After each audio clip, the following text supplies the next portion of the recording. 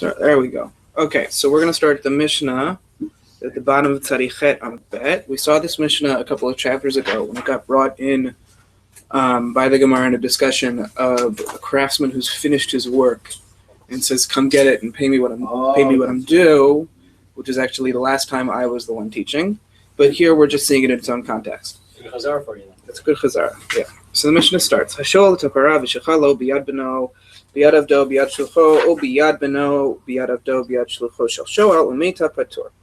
So if I borrow somebody's cow, if somebody borrows their friend's cow, and the owner of the cow sends it in by way of his son or his slave or an agent, or by way of the son or the slave or the agent of the person who's borrowing it, and it dies on the way to the hands of the person who's borrowing it, the person who's borrowing it is patur. Normally, a person who's borrowing it is the most liable for keeping guard of an object that's in their possession that belongs to another person. They're obligated for everything, including onsim, so something that happens to the object. Just anything that happens to the object is lost. The object is destroyed, even if it's not their fault, even if it's not a pshia. They didn't make an error. They didn't do something wrong in their guardianship. They're still liable for the damages. Unlike a socher or a shomer schar or a shomer chinam, who have lower levels of obligation for the objects they're guarding. That's someone who's renting an object, someone who's being paid to guard the object, or someone who's just guarding the object for free. They have lower levels of obligation, as we've talked about before. So in this case, he has a high level of obligation, but nonetheless he's patur here because it hasn't yet come to his hands. If it's still in the hands of the people bringing it to him, and it hasn't left the reshut, it hasn't left the legal domain of the owner of the object, then the borrower is not yet liable for onsim. Is not yet liable for something that happens to it. This is a case where the borrower didn't ask it to be sent this way, correct? This is just not right. That's the next case. If I ask you to send it, then I am chayav. Okay. Amar lo hashol shechalo biyad bini biyad avdi biyad shluchi.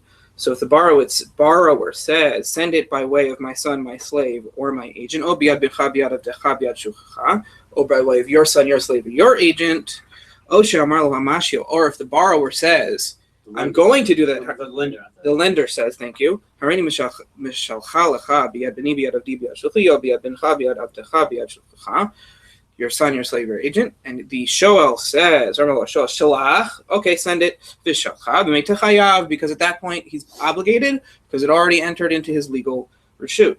The same rule applies as we saw before a number of weeks ago when the object is being returned. That it depends on if I'm returning it to you in a way that I decided, then I'm chayav until it gets to the owner's hands. And if I'm doing it in a way that we've decided on together, or in a way that you told me to do, then you're obligated once it leaves my physical hand. Once it leaves my physical hands, even if it's going by the way of my slave. Did we also say that depends if the term was up or not? That's what we said last time, but that's not what we're talking about here. Now we're talking about the issue of a slave, and that's where the Gemara picks up. Biyad avdo chayav. Wait, what? Why is that the case? Why is it the case that when I send it by the hand of my slave to you, that I'm chayev until it gets to you, or not my slave, your slave? Isn't yad eved ki yad rabo? Isn't the slave treated as ki'ilu, that the master is actually there? Amar Shmuel bi'eved ivri delo kani legufe. Here we have a simple answer that Shmuel gives. We're not talking about an eved Kanani who's actually yad eved yad rabo almost mamash, that we actually treat the person as if the owner is there, because his goof is kanui, because his body is owned by the owner. Here we're talking about eved. We're talking about a Hebrew slave who's it's a much lower level of ownership, and so we don't say yad eved ki yad, or we don't treat it as if the master is there as well. And so thus there is no problem in the Mishnah. Rava Amar is a different answer. Afilu tema be'eved Kanani. We can even say it's about eved Kanani. We can even say it's about the person, but the non-Jewish person is a slave who is entirely owned by the master. No, we treat that case where it's sent by way of the eved Kanani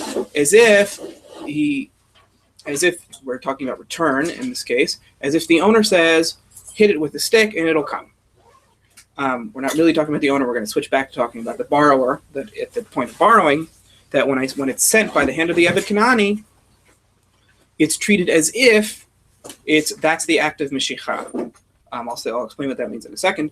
That if I tell you hit the animal and it comes, that's a kinyan. That's a formal act of acquisition, because normally with objects that are movable, I have to take possession of them through Mashiach, pulling them towards me, moving them from one place to another. With an animal, because I can't actually physically move the animal, one way of doing that is to hit it and it'll come to me.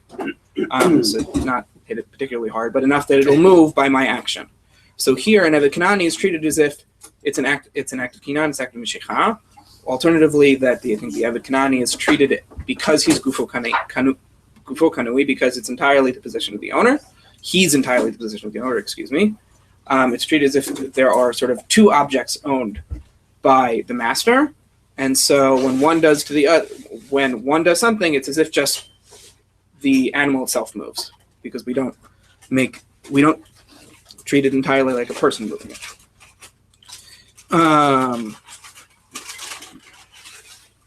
Okay. Isn't it obvious that it was biyad abdo hiti chayav? Like, what's the kashi? Like, Rashi is bitmia, right? Yes. So the like kashi pshita is the kashi like it was pshita. There was. If I'm loaning you my cow, Right. and I own a non-Jewish slave, and I send it to you by way of my non-Jewish slave, it hasn't left my hand. Yad eved ki yad rabo. If my slave is moving something for me, it's as if I'm moving it. Right. So how is it possible to ever say that it's passed out of my possession?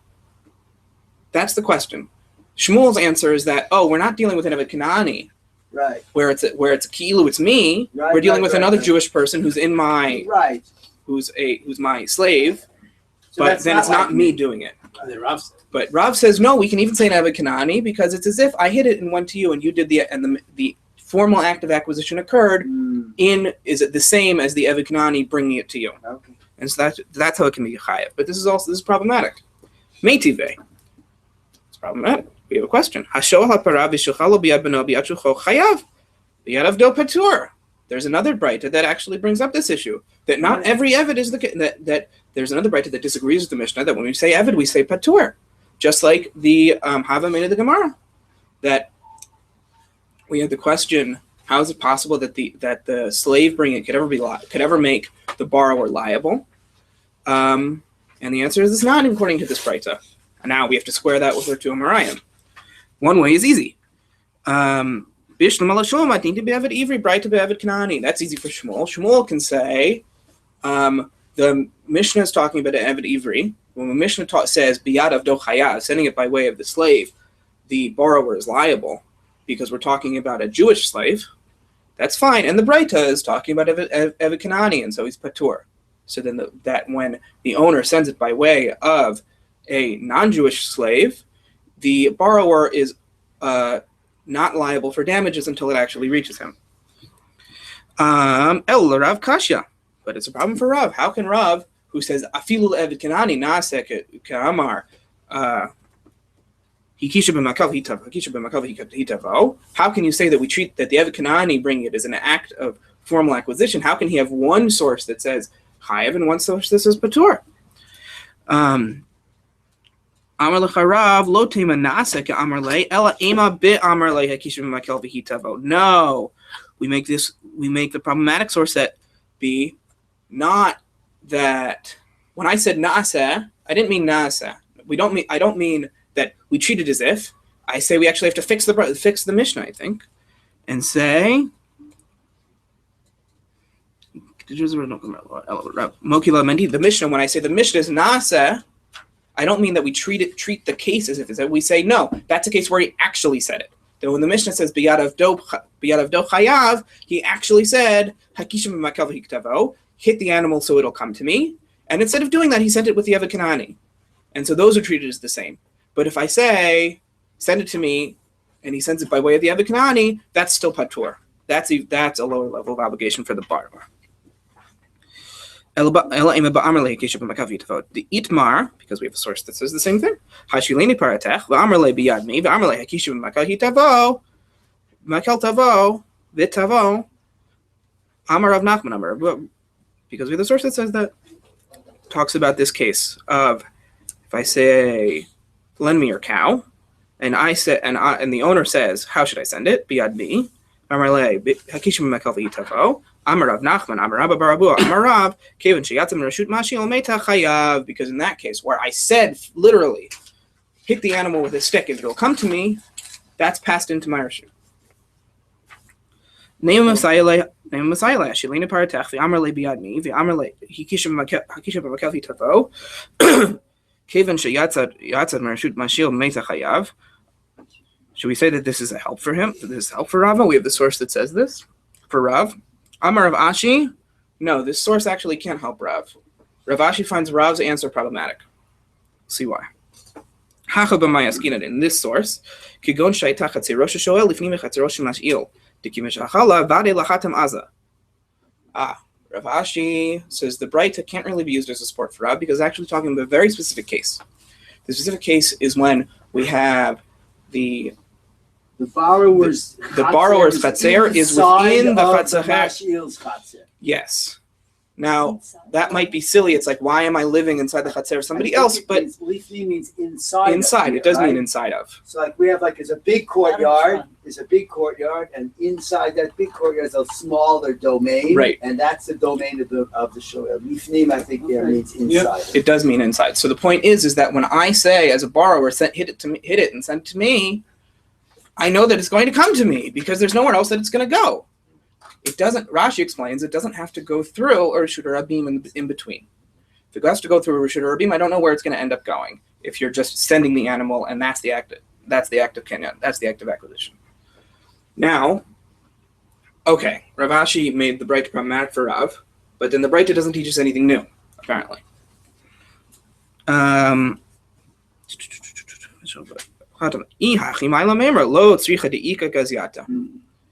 Mahu de tema lo samchadate diam lakai mahata below at lo atia az lehedja kamash malam de samchadate. No. So what's the new teaching in this Breita about where the chatzer shel hashol is milifnim chatzer shel hamashil? Then we're talking about a space within the owner space. That it's like I'm not just borrowing the cow from its owner. I'm also while I own space within the other person's space, I'm leasing space from my landlord, and then I'm borrowing the cow from him. I live within his chatzer. In a way, it means that the cow never leaves the reshut of the owner. Not quite. If that's the case, if we're talking about just saying. If we're talking about renting that, but that's not necessarily we're talking about owning space. Okay. Strangely proportioned to space. I understand. Okay. But so how are we dealing with the Breita? The Breita is dealing with that there are intermediate places within the reshut, within the private domains that it could have gone. So let's say a big chatzer. Interstitial space. Big chatzer. We're going to pretend that there's all filled in walls. Here's my chatzer and my entrance. The cow's over here. Look, pretty cow, right? Look at all the lines. Okay. But then somebody else has space over here. And so you're saying it's going to go over here. But it might also go over there. It might also go over here. We don't know quite where it's going to go, but we know there's no Reshut Rabim in between, according to Rashi. And so that's how the Breita teaches us something new, this Tikma. Ravid says slightly differently. We just add something. The Ravid in the Shita Mikabetz, it says that when we're talking about the Chatzer Shemilifnim, it's dafka that the borrower's space is within the larger Chatzer of the owner's space. Because if it were the opposite, we can't have the same assumption about what I mean. So if I live here and I'm borrowing your cow from the big chatzer and you're sending it into my space, that's weird that you're sending your cow into my space. And when I say send it to me, I mean send it to me. I mean sending it to me means you're lending it to me. But if this is your space and you own the cow and you're sending it into my space, to get out to the street, you have to go through my space all the time. So it's not exactly meaningful for you to move your cow into my space. Why not? I mean, I told you to do it. The meaning depends on the context. But maybe I'm moving it somewhere. Maybe I'm moving it somewhere else. I'm telling you to move it to me. Right, but so then since you tell me to move it to you, I can't take my cow out anymore without lending it to you? No. I mean, it depends if you normally have rights to do it, then it means nothing. But if I told you specifically to do it, then that changes everything. Right, but If I take that coffee thing of yours, if you didn't let me do it, I'm stealing it. If you let me do it, I'm borrowing it. It makes all the difference. No, you're wanting to borrow my cow. Correct. So I have to have a choice of whether I want you to borrow my cow or not. So Right. if you say, let me borrow your cow by sending it out into the main space. Yeah. And I'm like, I don't want to do that. I just want to take my cow for a walk. And fine. I don't get to borrow it.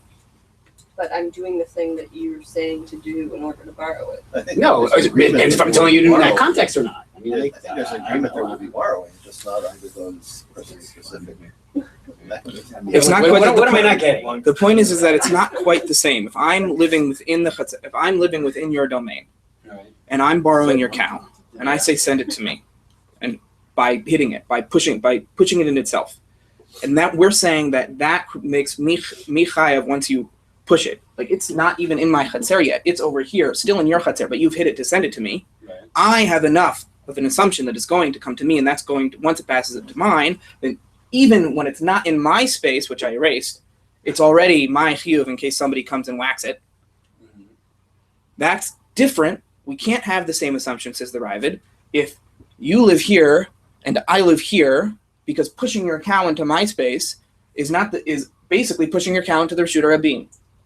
No, it's not. I mean, there's a Rabbi That's the Ravid's claim, because I constantly move my cow into the Reshut Rabbi. But it's not a Rabbi yet. No, but moving it out into your chatzer is not the same when you're into the outer chatzer, because it's towards the Reshut Rabbi. We're now combining Rashi and Ravid, but we're going to need to move on. It's multiple things that it could mean. Yeah. It's confusing what it means. Hakishav Because Makel, it could mean something else. if the I don't see why to differentiate. agreed The on word doesn't Hakishav differentiate. Makel, Yeah. and the owner himself Right. brings it, and it dies under the owner's supervision, does that mean? I think that's patur, because if the owner is these are only talking about the cases where it's brought by somebody else's hands, where we could actually treat it as if the owner is there. Yad Eved Ki Yad Rabo, the child of the master is sometimes treated as the master, and the shliach is also treated like the master. Right. And so all of those cases are intermediate ones where we could say the master is there, we could say the master is not there, and so it depends on the context. If the master is literally there, no matter what I told you, if I'm still here, then you can't be chayav for the thing that I'm with. Is that because Bava Vima? Is that because Yes. of the rule of Bava Vima? I would think so. I'm assuming I'm extrapolating from this. I don't know that for 100%, but that would be clear to me from the way this is talking about these things. Okay, and now apparently we move from questions of borrowing to questions of hekdesh, or we bring hekdesh into the mix. Amar Rav Huna. Rav Huna says, Hashoa kardomi chaviro, if I borrow an axe from my friend, bakabo kanao, lo bakabo lo kanao. Okay, if I borrow an axe from you, I haven't really acquired it until I've used it. Fine. Since when? If I take it from your hand and I walk with it for Amud, I haven't acquired it? Not for Shayla. No, that's what it says. Why? We say this with Why? anything? So if I want to borrow your mixer, I have to mix with it. If I want to borrow your whatever, your car, I have to drive it, or Because when you give me the keys, for instance? because the Kasavar, says Rashi, Ein Mashicha Kona Bishomrim, that actually taking the normal taking possession. Wait, what do you? Rashi Sham. You're looking at Rashi? Yes. Dibor Machil Lo Bakaba Lo Kenao. The Kasavar Ein Mashicha Kona Bishomrim. That when I'm just when I'm a shoel, who's a kind of shom, if I'm a borrower, is a kind of guardian of it, then the normal formal act of taking possession of a movable object doesn't create the chiyuv of a shomer. It doesn't make me the guardian such that I would be obligated for damage to the object. So then what does? Is using it. No, using the object. If I'm a shomer chinam, I can't use it. If I'm a shomer chinam, that's different. What? Shomer chinam also has a very low level of liability. No, but he's saying b'shomrim. He just means he means any shomrim. He's saying, but we're going to see. Then, no, if I'm this is Chinam, Rashi's also setting us up for the end, where we conclude that there is Mashiach b'shomrim. Okay. Wait, so I'm sorry. So if I'm a shomer chinam, which I can't use it, so I still have to pull it in. Michael, can we read the next? Maybe it's All right. maybe it'll make the same argument that you're making. Okay. We've only read one Look sentence. now. Lamai I lemela onsim my shnat para de mishat sheila el chazara.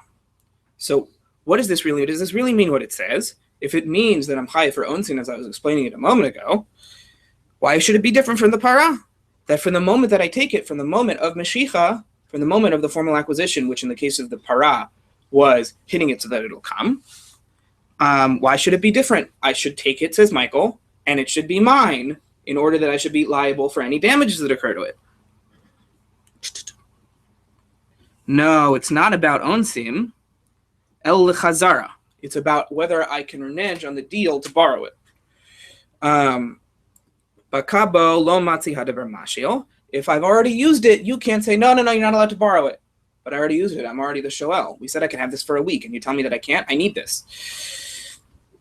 Lo bakabo matzi mashil harbe. If I haven't yet used it, you can say, you know what? I changed my mind. You can't have my axe. Give me my axe back. Go find another axe. Upliga de Rabbi Ami. Now Rav Huna has this opinion that Mashicha doesn't work to create the chiyuv onsin, that the formal act of acquisition doesn't work to create my liability for damages to the object when I'm in my guardianship. But other people do think that it has that. Pliga de Rabbi Ami. Amar Rabbi Ami hamashil kardom shel hekdesh ma'al lefi tovat hana'ah shebo v'chavero mutar levakabo lechatchila. Rabbi Ami says, if you, Michael, have a hekdesh act, you have an axe that's been dedicated to the temple property, and you lend it to me, you're chayev in me'ila, you're chayev for the misappropriation of the temple property, according to the amount of benefit that you get from lending it, which is a very small amount, that what you would pay to be able to have an axe to lend. And I'm allowed to use it lechatchila. Because once it's the second point, then I'm not chayiv for me. So wait, say it again. I'm you have an axe. You have an axe that belongs to the temple. Yeah. You were makdish the axe. You lend it to me. Right. You're chayiv in me'ila. It's a very small liability because you're not actually using the axe. You're chayiv only for the amount that you would pay to have an axe to lend. That's lefi hana'ato. Which means what? That means if I would pay $1, it means I have to pay the $1 and then a chomesh back. Yes. Okay. Biju. Okay, but I'm allowed to use it lechatchila. Ve'ilo kana'o amay ma'al. But if I haven't acquired it through the Mashiach, if I haven't acquired it through just taking it from you, it never said that I used the axe yet, then how is there me'ila? Why are you chayiv in me'ila? Va'amay chaveru mutar levakalo v'chachila. Nehaji v'lo liknai. V'lo limo. If that's the case, then if it's the case that Mashiach doesn't work, if it's the case that the act of acquisition of taking the axe doesn't work to move it into my possession, such that I could use the lechatchila, and the owner, so to speak, the person who was in possession of the hekdesh axe, has to pay the temple back for the misappropriation of it, then if it's the case that the Mashiach doesn't work, then I should just return it to him, and no one should be chayiv in me'ila. Yeah, because it never left his reshut, so to speak. But Rabbi Ami holds that it did leave his reshut, that Mashiach is kona by lokchin, Mashiach is kona by shomrim, that this act of acquisition works to create a chiyuv, even on a deoraita level, such that before I've ever used the axe, he's chayiv on me'ila for lending the axe out. So the Talmud is dealing with the relationship between shmirah and kinyan. Yes, what kind of kinyan is needed to create shmirah? Right, and underneath that is that the assumption is you need some concept of kinyan in order to effect the legal status of shmirah. Right. Remember, we also saw this the last time when we were talking about what does it have to be if you're leaving something with me. Is it hanach lefanai? Is it hanach? Yes. Is that enough? Right. We said that there's a relatively high level for a shomer chinam of what I have to say to put myself even onto the level of a shomer chinam, which is a low level of obligation. Right. Low level of liability. So the foundational concept to create some level of shmirah is some aspect of kinyan. Right. So Rabbi Ami disagrees with Rav Huna. Rav Huna says the kinyan that works is use. Rabbi Ami says afilu midoraita, the formal kinyan of taking works. And upliga de Rabbi Lazar. Rabbi Lazar says it's going to work derabanan. The Amar Rabbi Lazar kederach shetiknu mishicha b'lekuchot kach tiknu mishicha b'shomrim. That in fact, the way that in fact, taking an object without using it makes me the shomer of it. That is enough to finish the finish the lending that makes me the current borrower of the object. Makes if it's an object of hekdesh, it makes the person who is holding the hekdesh object liable for loaning it out. But there's only midara ketichne. They were mitaking this rule. The Chazal made the rule that if I do the formal act of acquisition, that works. Tani namihachi. We also have a right that says this. Kashem shetikna mashiach b'lefuchot kach tiknu mashiach b'shomrim u'chashem shekarka nikna b'kesef v'shtar v'chazaka kach schira nikna b'kesef v'shtar v'chazaka. Just as buying land works through money, contracts, and chazaka, which is that I have I actually am on the land and it looks like I'm the owner and I'm acting like the owner. Kach schirut, also borrowing it, the lease works through money, contracts, and chazaka. Schirus mayavi. You say, why are we talking about schirus? Why are we talking about borrowing an object? We're not talking about borrowing an object. Amar chista schirus karka. We're talking about borrowing land. You mean renting land? Yes. Okay. That's enough of that for the moment. Now we're going to have two sugyas about Shmuel's opinions. About what I'm liable for when I steal or damage something. And this is still getting into Me'ila. So we brought Me'ila into the discussion to deal with seeing how the Kinyan works to create an obligation. Me'ila was a good test for that. And now we're going to continue talking about Me'ila a little bit in the way it plays out in other cases. And how it's different slightly. Is obviously dealt with more in the Masechet Me'ila. But here we're just going to see a couple of cases where Me'ila is importantly different from normal ownership. Right. In other words, if you clarify that the law in some case is that there was me'ilah, then you could try to figure out how did it get into the person's reshut such that they were over the me'ilah. Right. Now the problem is whether we can learn from me'ilah, because me'ilah we're going to see is a much stricter rule. Right. So it's like going from the okay. Okay. Getting back to the schirus karka. So if you give me the keys, it doesn't do anything, right? That's what we just read. Giving you the keys does do things. It's kashem shekarka nikne bekesef v'shtar v'chazaka. Once I have a chazaka of ownership, kach schirut nikne bekesef v'shtar v'chazaka. Same rules. Right. So where do you see the keys for buying? What? The kesef is I pay you money for it. The stars, we have a contract that I literally you just gave me the keys. That wouldn't work.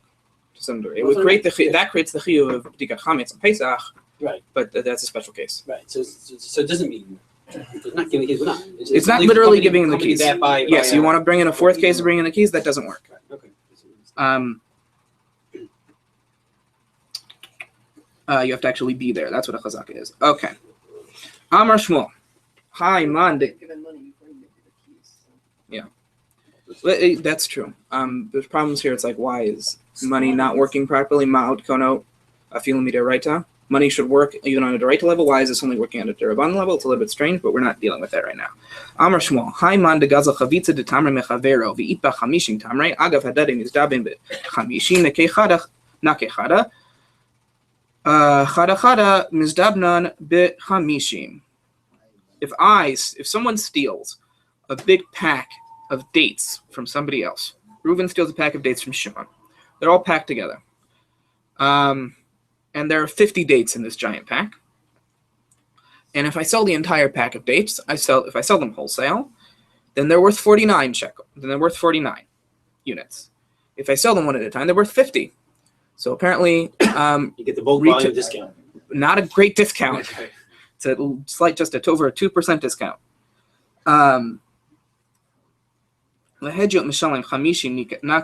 If I stole it from a normal person, then I pay back the 49. But for Hekdesh, I pay back the full amount, plus the Chomesh that I owe to Hekdesh for the misappropriation.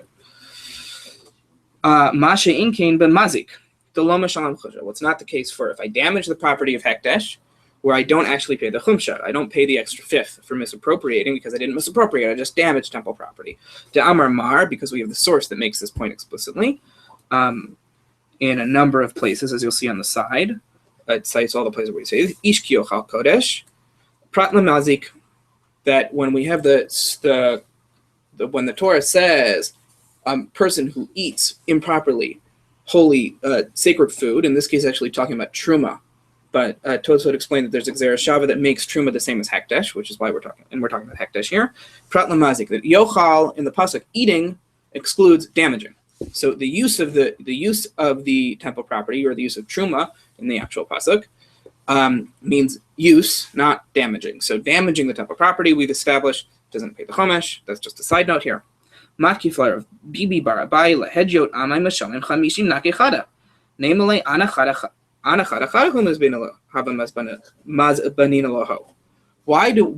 minastam?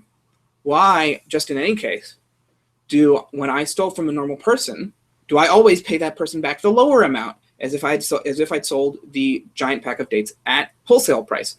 Why can't the person who was stolen from say, I don't sell wholesale, I sell retail. You owe me the extra shekel. Extra date. You owe me the value of the extra date as if you'd sold them one by one. Amar Rav Huna Breder Rav Yeshua Sami Beitzah Ba'oto Sada Tanan. No, that when we're talking about damaging loss of a part of it, we don't do the specific loss that you had for your thing. If my cow enters your field and eats part of it, I don't say, oh, how much did those ears of corn, did that wheat, what was the value of that wheat? We assess the damage to the entire field. So the damage to the entire field is much less on the large scale than on the small scale. Right. It's always right. It always costs less to buy something in bigger quantity. Right. Not that much less, apparently, here. Okay. Well, that's something else. That's why I love the fact that he stole from his friend. Like, how they roll. Like, what is that? Okay.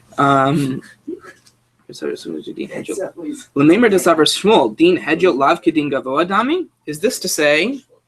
So Shmuel has a distinction between din hedjot, from stealing from a normal person, and stealing from gavoa, stealing from the Most High, which is stealing from God, which in our case is stealing from the temple property. Does he think that they're different? But we have a source to say that. Natal Evan Okora mehekdesh. If I steal a stone or a wooden beam from temple property, lo ma'al. I haven't yet done me'ilah. I haven't yet misappropriated the temple property because I've just taken it. Natal chavero hu ma'al. The chavero l'ma'al. If I give it to my friend, that's already me'ilah on my part, but it's not yet me'ilah on the part of my friends. My friend hasn't yet misappropriated, even though I have. If my friend takes the beam that I stole from temple property and I gave to him, he built it into his house. Lo ma'al ad sheyador tachta b'shavei pruta. He isn't actually misappropriated the property, even then, even though it's part of another building, until this is the Gizbar, right? That's why yes. That's why he took. See Rashi, but until I sat in the house, where the sitting in the house was the value of a pruta, was the minimum value that I can measure. V'yativ Rabbi Abahu kamid Rabbi Yochanan v'yativ v'kamar mishmei d'Shmuel zot omer hadarech hatzavech lo shelo midato tzarich la'alot l'schar. Rabbi Abahu has a tradition that he taught before Rabbi Yochanan in this case, that Shmuel says that our source about taking the Even Okora, that taking the stone or the beam from Hekdesh, giving it to my friend builds into it, and then he sits in his house, this actually teaches us something about a hedjot, which implies that the dinim are the same to some degree, apparently. This teaches us, if I'm living in if I spend some time in my friend's domain, in his field, without him knowing about it, I have to pay him for it. So that Hekdesh Shalomi died in this case, I gave you temple property. You didn't know it was temple property. You wouldn't have done anything with it. It was temple property. You built it into your house. You stayed in it. That's Hekdesh Shalomidat. Hekdesh Shalomidat teaches us about She'ila Shalomidat, that if I borrow something from an owner without the owner knowing something about it, in this case, it's using the field without the owner knowing something about it. Yes? There's something really basic I'm missing about Me'ilah. Yeah. Natal Even Okora mehekdesh lo ma'al. Yeah. But I'm getting some hana from it, let's say. It feels good.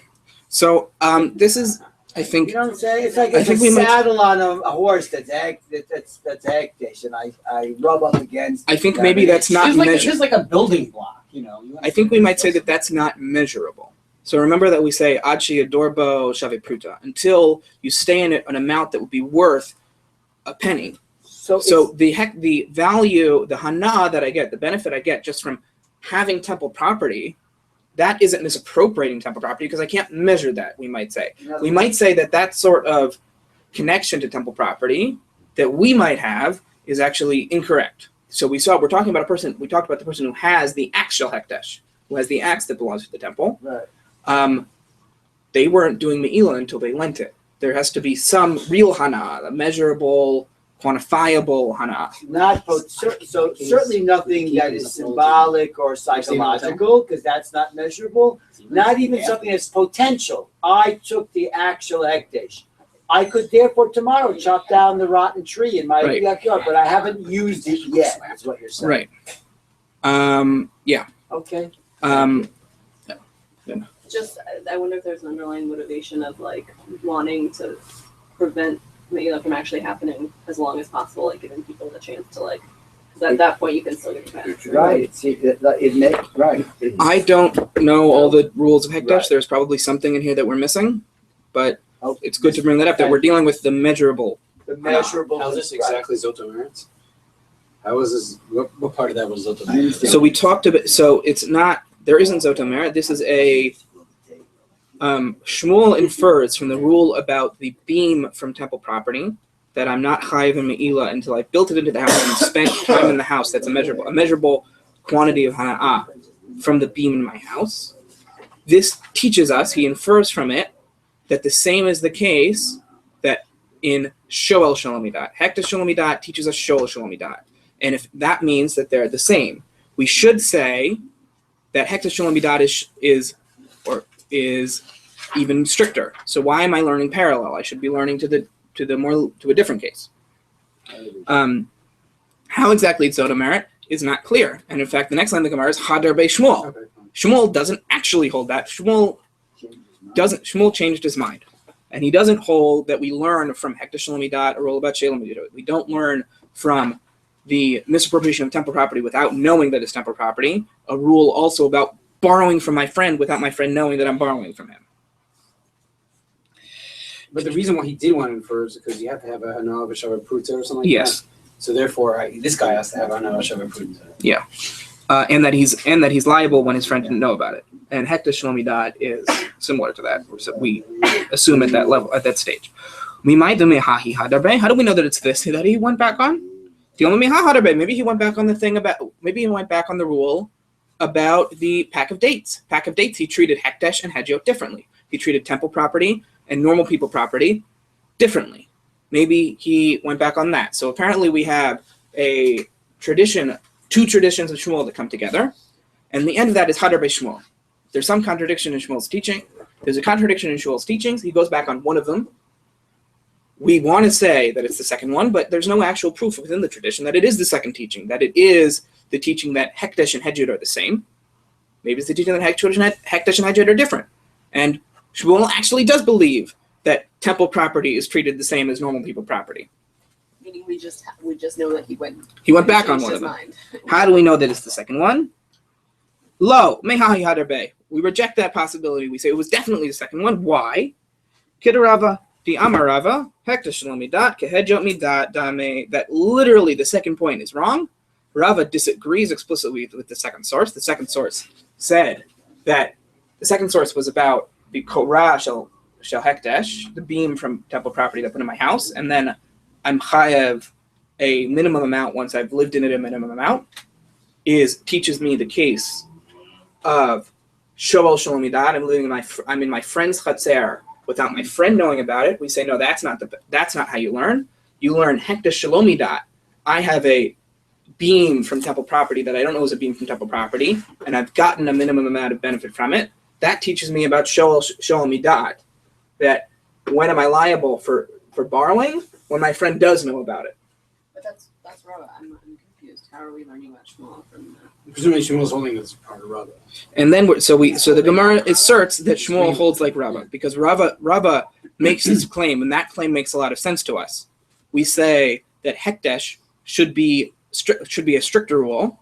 Rashi explains that why is Hekdesh a stricter rule? Why is Hekdesh shalomidat like what? Hekdesh always leans. There's a specific rule here. We're talking about Hekdesh shalomidat, and she'ela midat. We're talking about misappropriation of temple property without knowing that it's temple property, and borrowing from my friend without him, the owner, knowing about it. But God, who's the owner of the temple property, always knows where God's property is. And so that's why hekta shalom midat, Rashi explains, it should be the same as she'ela midat, or kehedja midat. Amar Rava. So now we solved that. We have the two statements of Shmuel. We hold by the first one, not by the second one. Wait, did we answer though about like the dates? Like, how do we know you're not going to sell them, individually? Did you get a discount? Hedjot is a lower level of liability. We're more lenient when you stole from a hedjot. Even if I'm the kind of guy that, it should depend if I'm like a wholesaler or a retailer. No, I don't know what to tell you. Do you not think so? Does that make sense? That'd be a way to understand it. If I'm like, if that's what I do, like I typically sell like little things, then I should be getting. I stole from a It retailer. depends if I'm Costco, which I'm selling in bulk, or if I'm like, some normal. If guy. I stole from a retailer, I should be able to claim back to you. No, I'm a I retailer. thought we answered that was Shamin Beitza. No, because that's the point. We just don't say that. We don't care. Yeah, Samin Asadeh Beitza. When I destroy part of your property, I treat it as part of a larger amount. That we have a lenient rule when some of it is lost. So it's just the way it is. It's just the way it is. It makes no difference if even I always just sell little pieces. Yeah.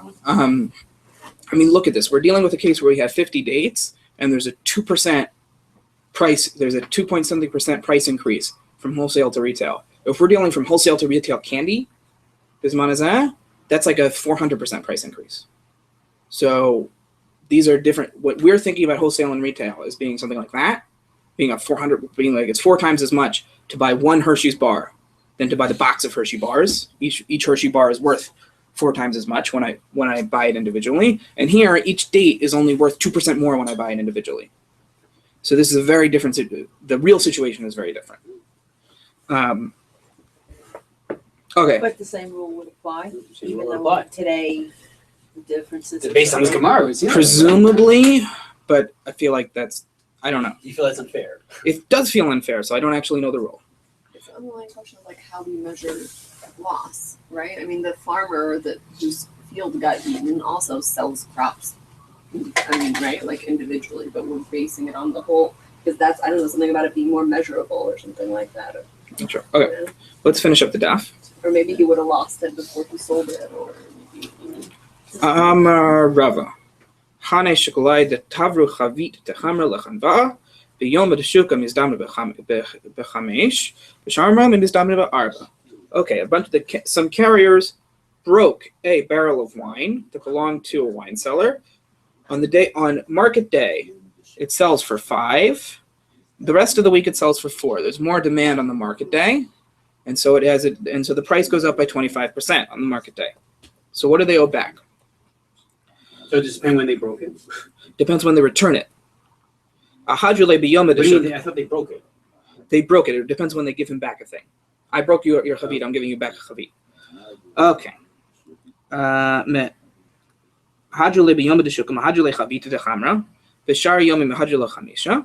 So the first thing is that if I'm giving it back to you on the market day, I give you back the chavit, and the rest of the week I give you back the value that it would be worth on the day of on the market day, the higher amount. But this only is the case if the wine seller whose barrel of wine was broken didn't have other wine to sell. And so then, in that context, I'm liable for the higher amount.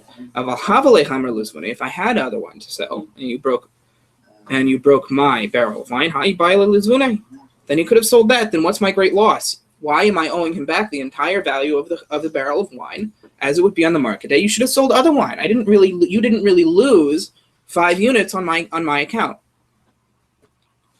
And so we do conclude that if I did have other wine to sell, I owe you less.